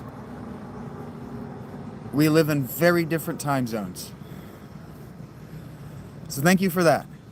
All right, I know a lot of you out there just like to see the smile, and that's what makes me smile. Tristan and Iseult is a beautiful, very sad story, but it's in his name, right? His name is Triste. which means sad. That was fire. You like that, Rach? Thank you. Thank you for the $3. You like that? It takes a while to get set up. It's a medieval story, so the medieval audience had different things that they cared about, right? Different pacing than they wanted, different pacing than what we did. And so the poets went through and they gave Tristan all the cool shit that everybody before Arthur had done. And I think that's cool in its own right, that Tristan just does all this cool shit that has absolutely nothing to do with his romance. It's such a long setup, but I think it's totally worth it. You love kings and queens and all that stuff? I like their lieges and their vassals more than the kings themselves. But the queen, you might have noticed when he asked her if he's not her vassal or whatever, that if he's not his, he asked her straight up, do you not own me? Am I not your slave? Am I not a vassal? Am I not liege to you? And she said, absolutely not. I am a slave to you. I'm a slave for you. There you go. Britney Spears reference for you guys. Thanks, Rach. And the next I'll read, I can't read it for YouTube, but sometime I'll read for you the letters of Abelard and Eloise, which is steamy. I'm glad you liked it, Rach. I figured since Ladies' Night went so well last night after reading a very masculine, very homoerotic story, the ladies could enjoy a romance. Ooh la la, she says. And I thought, Cody White, I don't know how to respond to that because I just don't believe you, because I don't know you. I was going to stop at 8 o'clock anyway because I was going to go inside and charge my battery. Heard that, One Punch. You can also, you can watch back the recording too, One Punch, if you want. But if you prefer to read to listening, Tristan and Iseult is a great story. I'm pretty sure that my copy was free. You can probably find an old translation for free. Mine is a public domain translation even. So, hola, Enoch. For now, until I can reach out, until I've got a big enough audience, captive enough audience that I can reach out to some of these authors that are still qualified for copyright, I am going to focus on these old works, because a lot of them I want to have read. I've read Tristan and Iseult before, but a lot of them that I own, I haven't finished or I haven't read at all, because they don't fortify me, but they would fortify you, because neither of us can know what you don't know makes you feel stronger tomorrow. Neither of us knows. And so I'm just throwing fucking darts. But what day is today? Today's Thursday? Oh shit, I got a football game to watch in half an hour. What the fuck am I doing?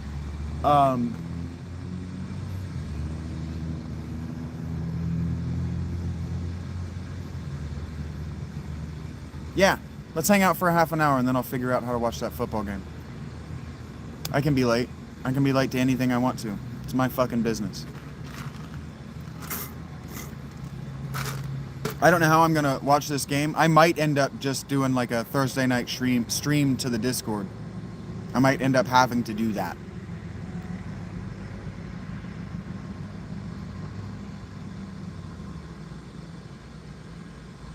But I'll do my best. Because I don't want to steal the NFL's product. I want to watch the NFL's product with you. And I have access to all of the games. I like American football, Justin. I do, though. I like the game a lot. Thank you, guys. This is how I envision the channel. So if I've been aggressive and playing tug of war with you guys, it's because I have a vision.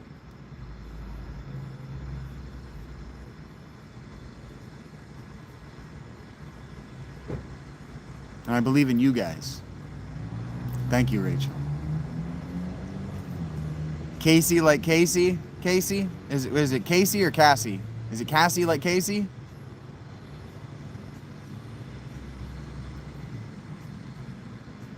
And then now that I'm in a good mood and I'm feeling creatively fulfilled, I can just bullshit with the passersby, which is what many of you like. I just gotta be fulfilled first. You're funny, Casey. I got it. I got the joke of your username, so I got that joke, and that is funny. You're not gonna get a laugh out loud because I walked into it, but it's funny. It is funny. I'm in a better mood, so the psychedelic nonsense doesn't just instantly piss me off.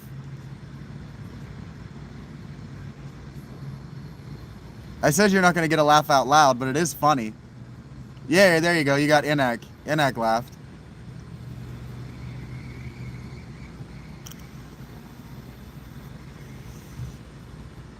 I'm stingy with my laughs out loud. You don't understand.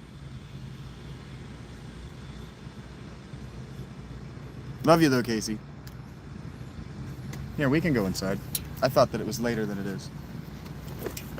Ooh, I can get another drink. I really, really like this citrus punch from Panera. Like, a lot. I like it a lot. Have I been alive 2 hours? No, I can't get another one quite yet. Not quite yet. Will be no goal.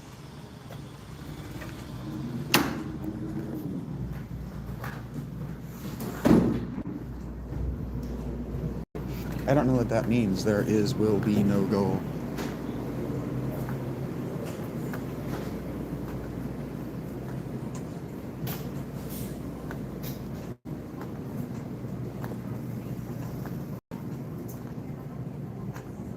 I do my best, Casey. Thank you for noticing.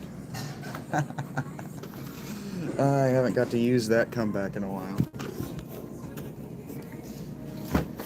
So now all the ladies in the room are looking for their fans. Ooh, the confidence. It borders on arrogance. BDA. One more time with the Lamar edit. I know that hurts my eyes too. Why? Why with the streaks? I'm sorry, guys.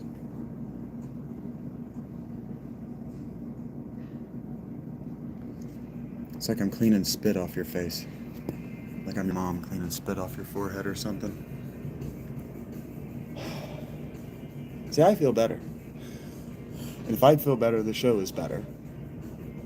I think that's undeniable. I'm a more entertaining person. I'm just a better hang. I'm easier to get along with when I'm in a good mood. When I'm in a bad mood, I'm just pissy and hard to be around.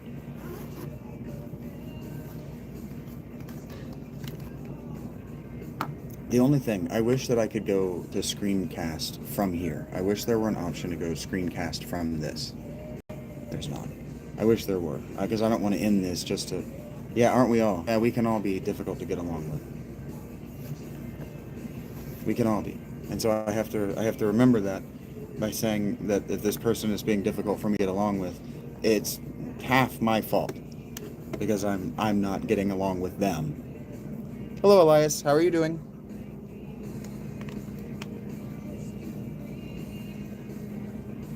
Yeah, well, you know.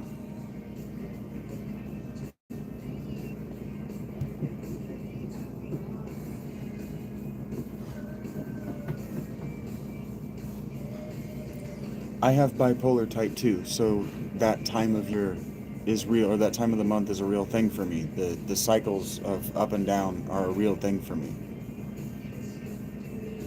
So I woke up in a bad mood today, and I would have just gone back to sleep, but... Yeah, me too, Nug. I'm more likely to say that's funny than actually laugh out loud. Yeah, like if I could see it coming, it's not gonna get the laugh out of me. It requires surprise almost to get the... Yeah, PTSD for sure, Casey. I've watched so many new movies, Cool Beans. I went and watched Freakier Friday yesterday. I do love you guys. I got caught off. Yeah, I woke up in a bad mood and was going to go back to sleep, but I love you guys.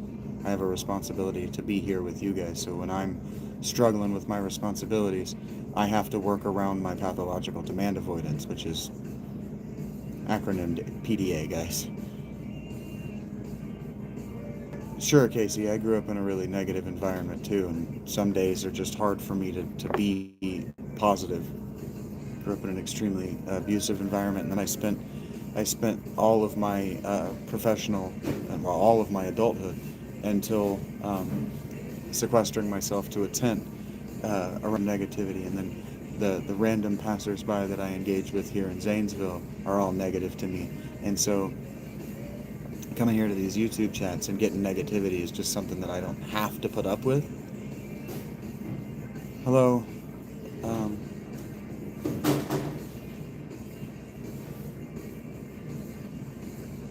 I don't know which of your first names to read. Why did you put your last name first? If you're going to introduce me to you, I don't know which name to call you. Yes, mental health is very difficult, and I've stepped up to be a mental health leader and a religious advisor in public who also speaks the truth and has a deep interest in archaeology, anthropology, and scripture.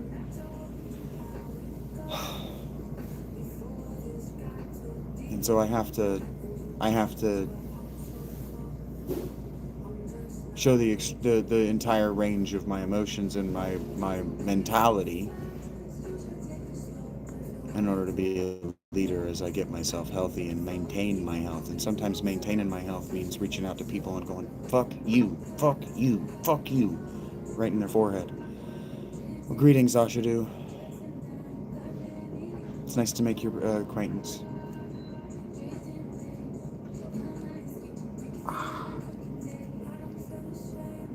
Fuck. Oh my god.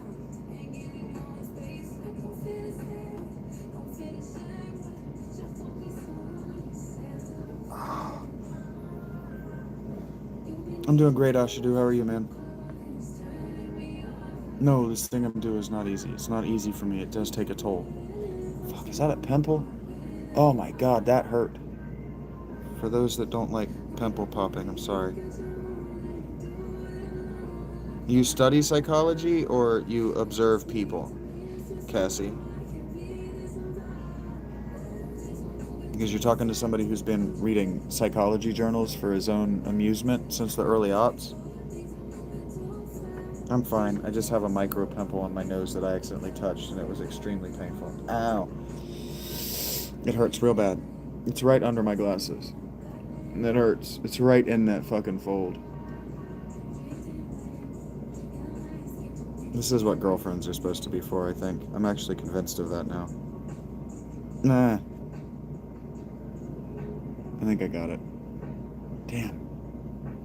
I'm not picking at it. You don't tell me to pick at it, Rach. Don't even start with me. It hurts. God damn, these glasses are gonna break any day now. Criminology? So you're interested in psychology that can put people into prison? Just don't start with me, Rach. Just don't start. I'm not picking at it. It surprised me, and it hurt.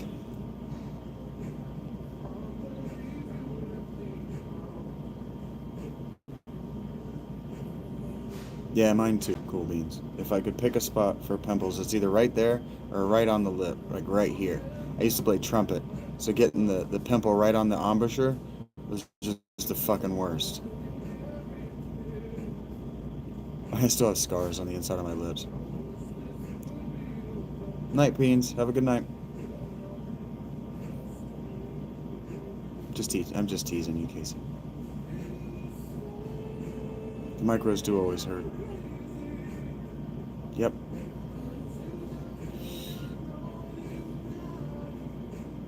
I'm just teasing you, Casey. I say all the time that everything everybody knows about psychology and mental health, especially abnormal mental health, is the only thing that they know is the psychology that was developed to put people in prison. Criminology was designed to put people in prison. It's not really designed to understand how they work. It's designed to put them in prison. But you might be interested in how the brain works. Update me on the game. Is it on One Punch? I thought it started at 8. I thought they started at 8 Eastern. 8:30. Oh shit, is it at 8 that it started? Is it already on? Lame. I thought it was at 8:30. I got a minute. Okay. Nah, I'll just watch it. I can miss the first 10. Unless the Eagles come out like they did in the Super Bowl and score 2 times in the first 10 minutes of real time, not even 10 minutes of regulation. You're an over-explainer, Cassie?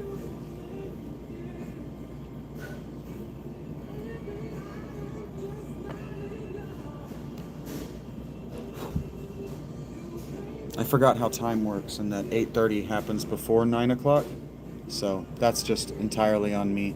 And I hope Gina can forgive me. She asked me to do some sort of NFL. No, you were looking out for me, Justin. You didn't know how long I was going to go. I just ask follow-up questions so I can answer the question. Oh, that's what I'm saying, Justin. You don't have to apologize to me, buddy. You don't owe me an apology. You don't owe me anything. You were trying to help a brother out.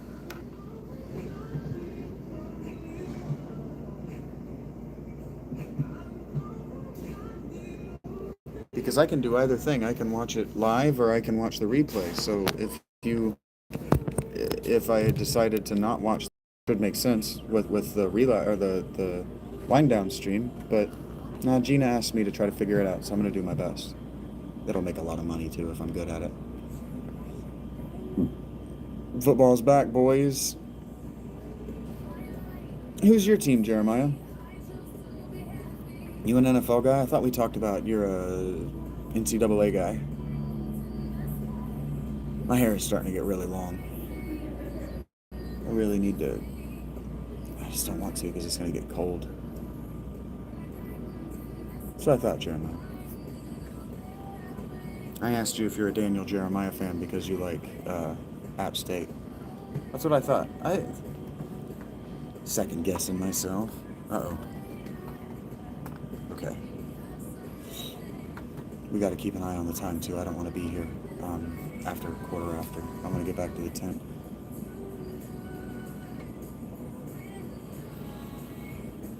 Broncos is your team, Casey? Thanks for sharing. How you feeling about your team, Casey?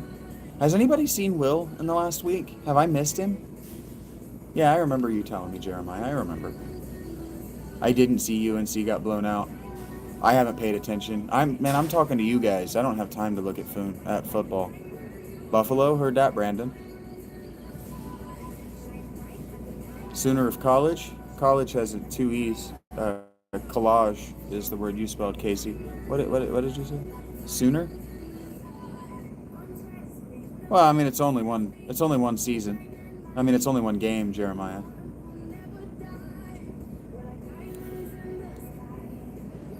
No, Belichick not off to a good start. You wouldn't expect him to be. The Patriots, when he took over the Patriots, they were in the Super Bowl the year before.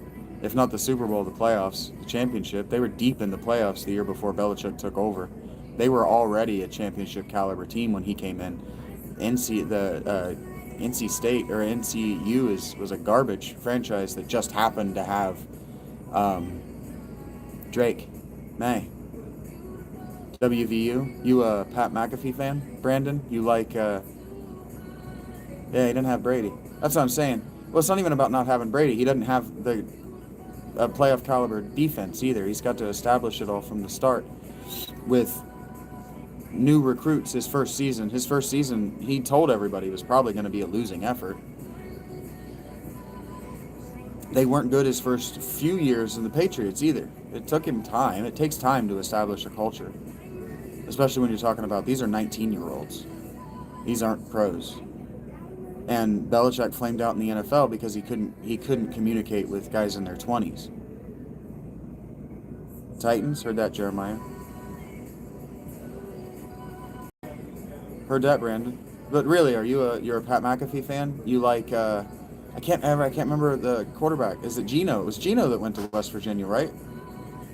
It takes time. In fact, getting blown out week one is the best thing that could have happened for them because they realized, oh yeah, we have to win these games ourselves. We're not just going to win because Belichick and staff are on the sidelines. The coach is only so much. Like, Jerry Jones isn't wrong. He's not outright wrong. He's just an idiot.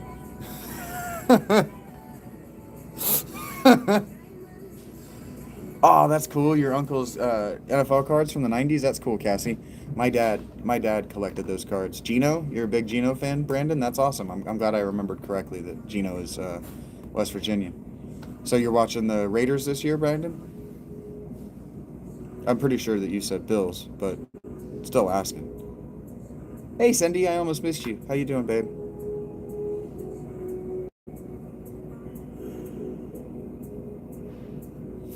The Titans were my team while Tannehill was playing for them. Straight up.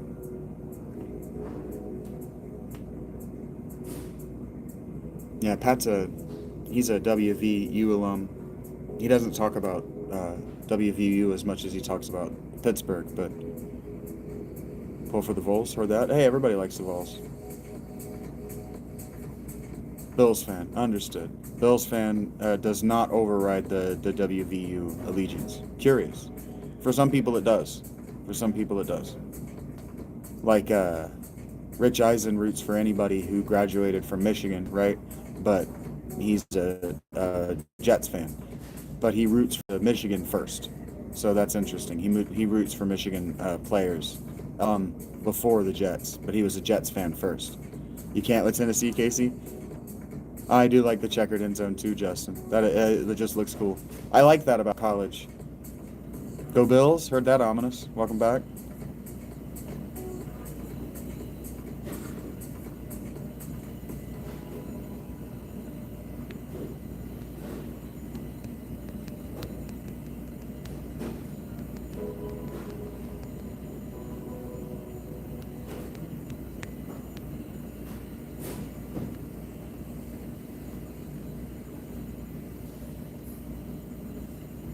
Oh, that's neat, Jeremiah.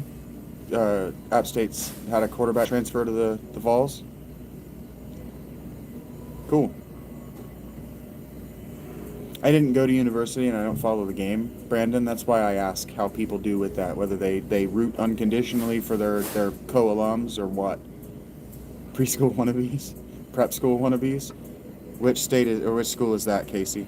Ah, you can't with the Vols because they're prep school wannabes. Understood. I don't know what that means, but I understand what you're saying. That's where Peyton Manning graduated, was Tennessee, so that's the only thing I know about the Vols.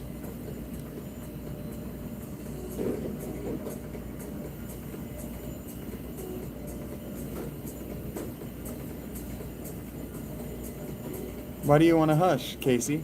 I just don't know anything about college or the community of college.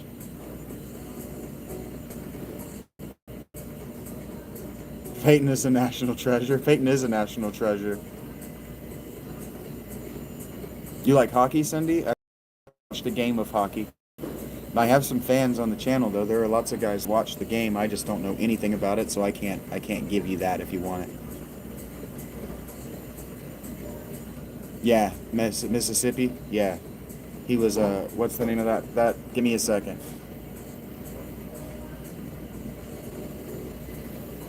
Ole Miss, right? Ole Miss is their nickname. Eli. Have you? Did any of you watch the SNL where Eli hosted?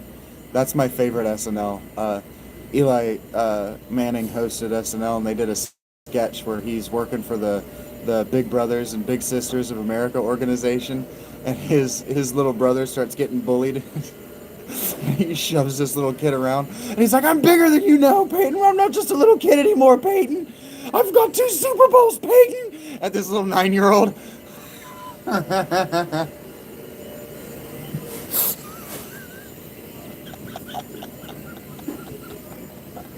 That's one of my very favorite. That's my very favorite SNL, was Eli on SNL. "You can't bully me around anymore, Peyton." And then at the end has the little kid. The little kid is all tied up and bound and gagged, and he slams the back of a trunk down on the kid.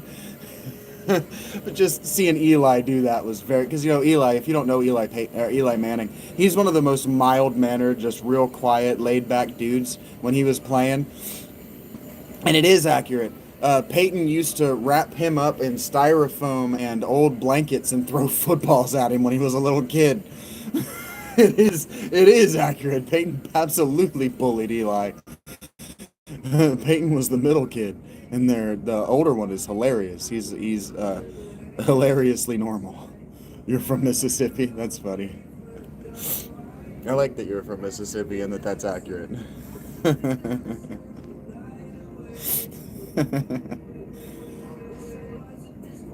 Don't underestimate hockey. Them boys fighting on skates. No doubt. No doubt.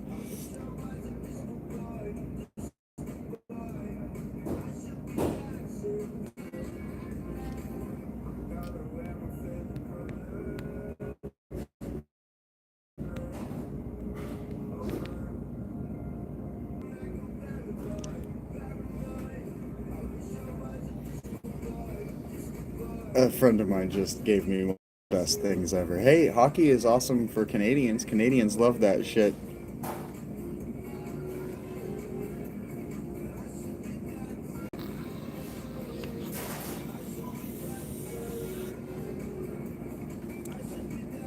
You rather play hockey? Hey, Daily Nation, how are you doing? A friend of mine just sent me fan art, and I'm trying so hard to keep it together. You don't understand how hard I'm actually trying to keep it together. You like football? Yeah, it's that good. It's that good, Rach. I want one too now. I couldn't fist fight on skates. I don't think I could stay upright on skates. What's up, Daily Nation? How you doing? I don't know where she is, Mariana. It's 8:30. Where's your wife? Hey, Sophia.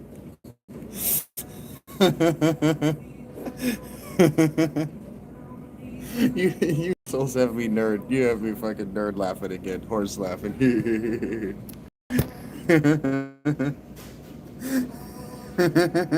I can't wait to show the Discord that one. No, I'm not going swimming soon. No. Why do you think I'm going swimming soon? Oh, that's too funny. That's too funny. Oh my god. Abs. Thank you for that, buddy.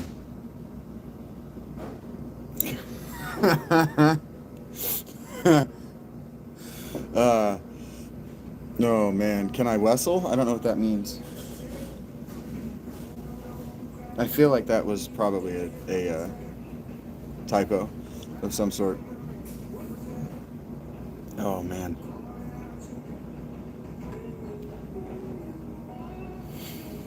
I'm gonna be laughing about that for the rest of the night now. I'm gonna be laughing about that for the rest of the night. And I did say I was gonna end this at 8:30, and it is 8:33. So I don't know what that means, Marianne. So since Sophia's here, and last time I said goodbye, a bunch of people wanted to say hello and then didn't. Well, I'm gonna do goodbyes for the next 3 minutes. I love you guys. Thank you for coming to the reading. Thank you for hanging out at the fountain. This last 2 hours is what I have been asking you for a week. So it's me. I'm the problem. I recognize that, and I know how to fix it now. I'm gonna leave, Casey. I'm probably gonna open up another live stream immediately after this, but I am.